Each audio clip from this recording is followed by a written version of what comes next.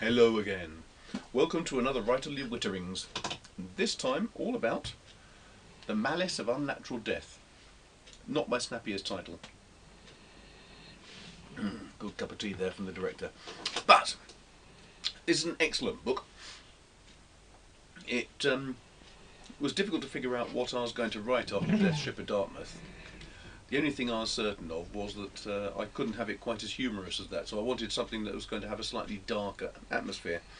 And when I was doing some research, I found this wonderful story about a necromancer. And this fellow had been paid to use magic to kill the king and Sir Hugh Despenser and various other people. I thought, that sounds really interesting, I could use that. And what was really amazing was, we nowadays, when we think of voodoo, always think of the standard voodoo doll as being the archetype of witchcraft and nastiness.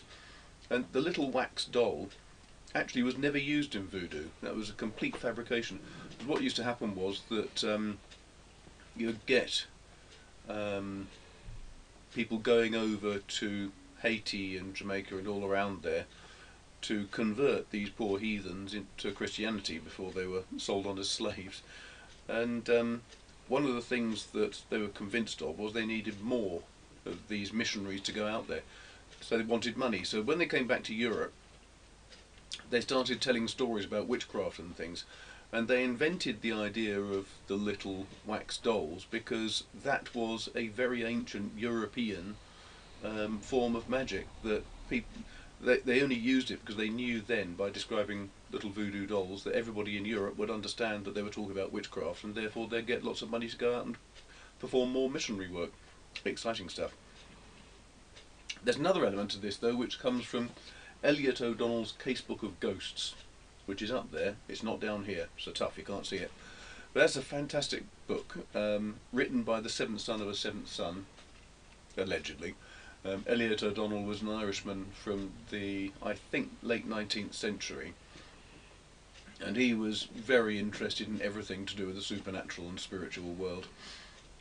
And he went around the whole of the British Isles gathering stories of ghosts and nasty goings on and bumps in the night and so on. And one of the stories he told was of Jen, which I picked for this book.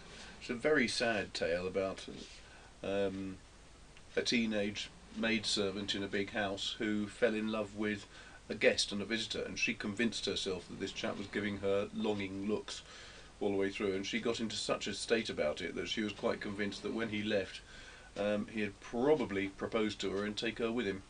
Unfortunately, when this poor devil left, all he knew was that she'd been quite attentive, so he gave her a coin to say thank you for all her attentive service. And as he left in his wagon, apparently the poor maidservant was driven to complete madness by the loss of all of her dreams, and she went pelting off after the coach, trying to jump onto it, and in the end they had to send her to a lunatic asylum. And when she died, they found that she still had the coin gripped in her hand. It's very sad. So allegedly they buried her in the grave. The digger or somebody else who dealt with her body took the coin, because it was a fairly valuable coin, and from that moment on he never got a decent night's sleep, because she came to him every night and shook him awake and demanded to know where her coin was. So in the end he went down to where the body was buried and put the coin back into the coffin. Then he was left alone in peace. That's good. I like that sort of story. So plenty of necromancy, witchcraft, ghosts, ghoulish bits, a fair amount of good old-fashioned Civil War stuff too, because they were building up to another Civil War. And I'm glad to say that I brought back to life dear old Richard de Wells. He made me laugh so much while I was writing Death Ship of Dartmouth that I was convinced I had to use him again. And in fact, I've been reminded of him recently, and I've now decided I'm going to try to write a series of short stories with Richard de Wells, because I liked him. It's good fun. So there you go. This book, that's the old hardcover version, this is the paper cover version, but the covers will be changing shortly. Keep an eye out here. I'll be going through the covers as soon as I get permission to tell you all about them. Malice of Unnatural Death, excellent book. Don't forget, if you like this, subscribe, make a comment at the bottom, like it, share it, all that sort of stuff. You know the routine, because it's only when I see how many people have liked the videos and so on that I know that it's worthwhile making them, because otherwise I'm just sitting here talking to myself and daughter and hound, which is a bit sad. So, hope you enjoyed that. Take care, and I'll see you soon.